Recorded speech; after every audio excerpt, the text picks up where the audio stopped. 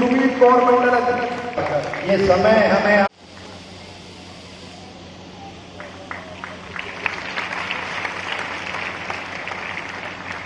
मेरी पटका पहनाकर मैडम का स्वागत करेंगी। स्वागत करें। आप अपने बच्चों की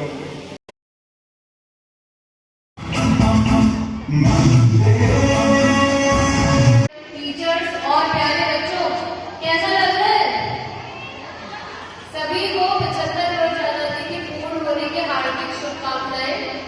तो क्योंकि आज स्वतंत्रता दिवस है तो थोड़ी सी बातचीत तो इस पर भी हो जानी चाहिए, उसके बाद फिर जनरल बातचीत होगी, ठीक है? तो बच्चों ने 75 वर्ष पूरे हो गए हैं। हम किताबों में भी बहुत ज्यादा स्वतंत्रता संग्राम के बारे में, स्वतंत्रता सेनानियों के बारे में पढ़ते हैं। हमारे पेरेंट्स भी घर में बताते हैं कि भगत सिंह के बारे में, सुभाष चंद्र बोस जी कैसे थे। और ऐसा कोई बच्चा नहीं होगा जिसके घर में किसी ने गांधी जी की कोई ना कोई किस्सा ना सुनाया हो, है ना? तो हम सबके लिए हर दिन से स्पेशल ये दिन इसीलिए होता है क्योंकि देखो जैसे 75 वर्ष बीत गए हैं, अब धीरे धीरे क्या होगा कि वो लोग हमारे बीच नहीं रहेंगे जिन्होंने ये अपनी आंखों से देखा है। जैसे 75 वर्ष बीत गए, 100 वर्ष बीतेंगे, तो हमेशा हम ऐसे सम्मानित लोगों को भुला के जो उस समय कैसा माहौल था, कैसा वो वक्त था जब लड़के स्वतंत्रता की लड़ाई, हम जो आज सांस ले रहे हैं, ये दिन आया तो जिससे ये गाथा चलती रहे, ये जो वीरों की गाथा है ये अमर रहे, इसीलिए आज का दिन स्पेशल मनाया जाता है, ठीक है बच्चों? तो स्वतंत्रता के बहुत सारे मायने होते हैं। एक तो ये था कि हमें अंग्रेजों से स्वतंत्रता मिली, लेकिन आज के जमाने में भी हम बहुत सारी जंजीरों से जकड़े हुए हैं। बहुत सब कुछ होते हुए भी कहीं ना कहीं हमारे विचारों में तो स्वतंत्रता नहीं है ना? बोर तो नहीं हो रहे हो? तो कहीं ना कहीं ऐसा है कि भाई हम जाति, समाज, धर्म में छोटी छोटी चीजों में ज्यादा जकड़े हुए हैं। तो सबसे पहले हमें एक चीज के प्रति बहुत ईमानदार होना चाहिए, जो है हमारा कर्तव्य। अब वो कर्तव्य हमेशा बदलता रहता है। एक बच्चे के लिए, छात्र के लिए पढ़ाई करना उसका कर्तव्य है। अगर कोई चीज उसे पढ़ाई करने से रोकती है तो वो स्वतंत्र नहीं है। अगर आप ऐसा कोई चीज है, मान लो आप कोई गेम खेल रहे हो जिसमें आपका बहुत ज्यादा दिमाग लग गया है, तो आप पढ़ नहीं पा रहे हो, मतलब कहीं ना कहीं आप अपना कर्तव्य पूरा नहीं कर पा रहे हो, है ना? तो वो आपको कर्तव्य पूरा करने से जो रोके, इसका मतलब है कि आप स्वतंत्र नहीं हो। तो इस स्वतंत्रता दिवस पे जो भी चीजें आपको अपना लक्ष्य, अपना कर्तव्य पाने में बाधा देती है, आप सब प्रण लें कि आप उनसे भी मुक्ति पाएंगे, ठीक है? समझ आ रहा है? ठीक है? अच्छा, अब मैं बताती हूँ, मेरा नाम जानते हो मुझे? मेरा नाम निकिता है और मैं ऊन में SDA हूँ, ठीक है? ये मेरी पहली तहसील है, लाइफ की भी पहली तहसील है और शामली की भी पहली तहसील है। तो और पहला ही इंडिपेंडेंस डे, स्वतंत्रता दिवस, ठीक है? एक मैंने पहल करी थी जिसका अभी जिक्र किया था प्रमुख साहब ने कि 3 बजे से लेके 4-5 बजे तक सोमवार और शुक्रवार को बच्चों को पढ़ाने का। तो उसमें काफी क्षेत्र के बच्चे आ भी रहे हैं, 4 क्लासेस हो भी गई है, अच्छा रेस्पॉन्स भी आ रहा है। लेकिन क्योंकि मैं एक गर्ल्स कॉलेज में बात कर रही हूँ, अभी भी कहीं ना कहीं महिलाओं को ट्रैवल के बहुत सारे कंस्ट्रेंट्स हैं, है ना? माँ बाप अकेले नहीं भेजते हैं, कई बार तहसील तक जाने के साधन नहीं होते हैं, ये सारी चीजें है ना?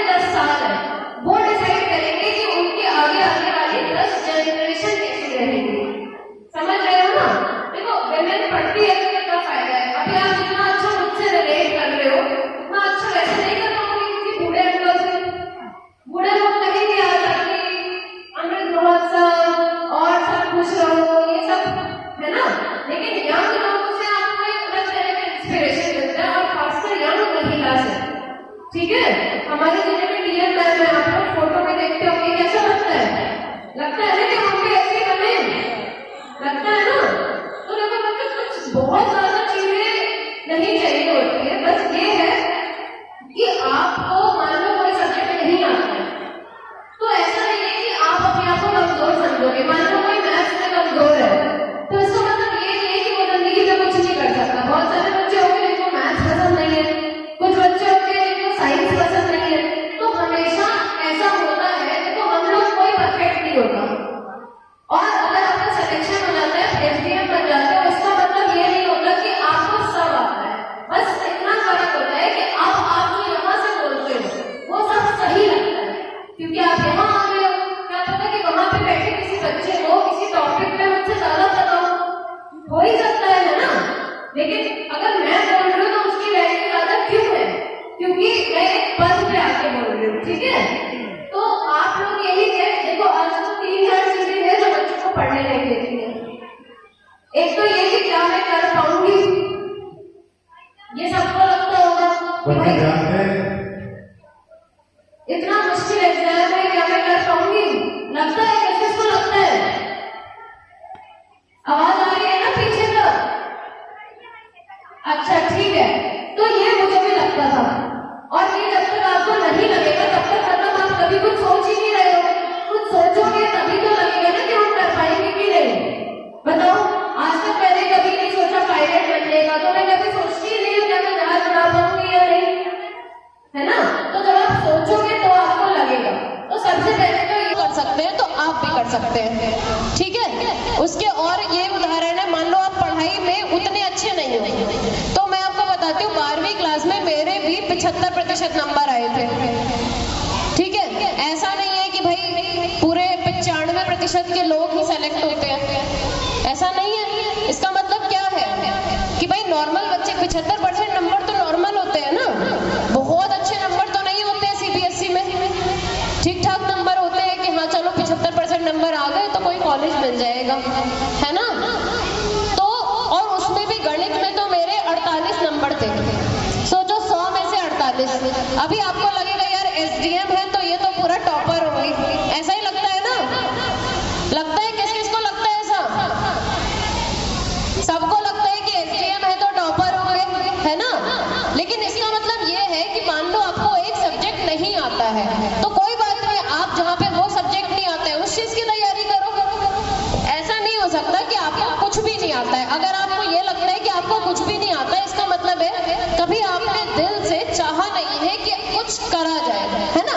क्योंकि हम सब में कुछ कुछ कमियां हैं, लेकिन हम सब पूर्ण हैं, हम सब में कमियां हैं। अब ऐसा नहीं है कि